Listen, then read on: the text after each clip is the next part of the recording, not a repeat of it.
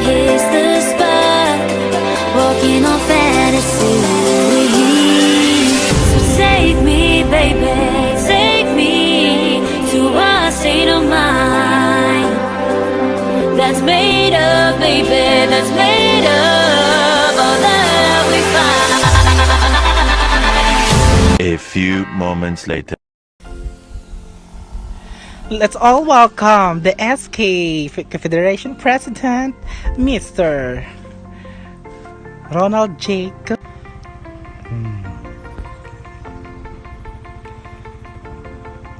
Makita yung nataasot pa. Nandatan. Natataason. Sumunga doon. Natataason. Nagprete. Nagpiprete da. Ang ganda ng view. Oh my gosh.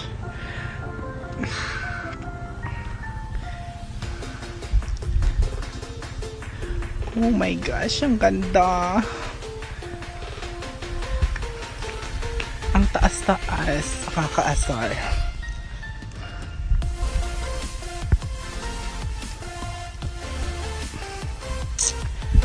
Yung daanan, oh.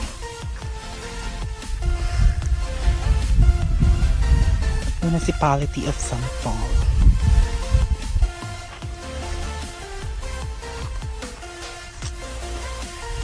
Yan. Ang taas.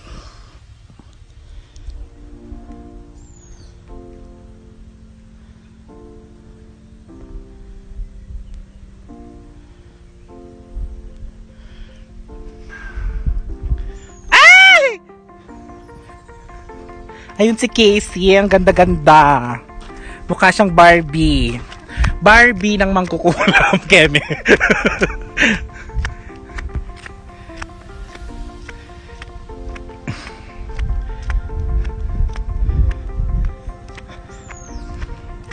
Hello guys! Hello everything! How may I help you? Are you feeling right now?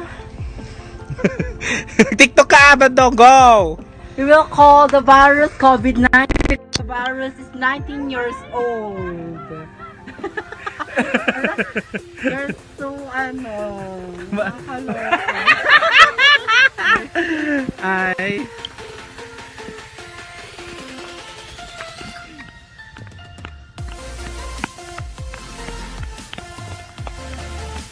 Apay pin. Welcome to my vlog. Yes, at ipakilala mo ang mga kasama mo. And I'm going to show you how beautiful Santol Union is. So yan, so andito kami ngayon, it's Sabado Gloria, and you know naman, we're so excited and eager na lumabas. That's why nagbigyan namin yung sarili namin para lumabas. And dito sa mga laking bundok, malataas na bundok kami napadpad. So as you can see how beautiful it is kasi ang ganda ng daan. Parang ako lang. Parang siya lang, maluwang. Ayan po si Sator. Natatakot na po siyang bumaba kasi sobrang taas po. What are you doing? What are you doing out there? Oh my gosh. So, Grace,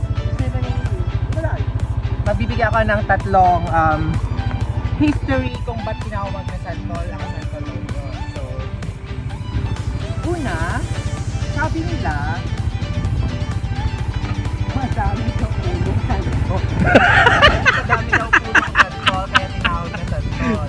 Pangalawa, Santol kasi noong unang panahon, nung merong mga Japanese at mga Kastila, ay basta, mga Hapon.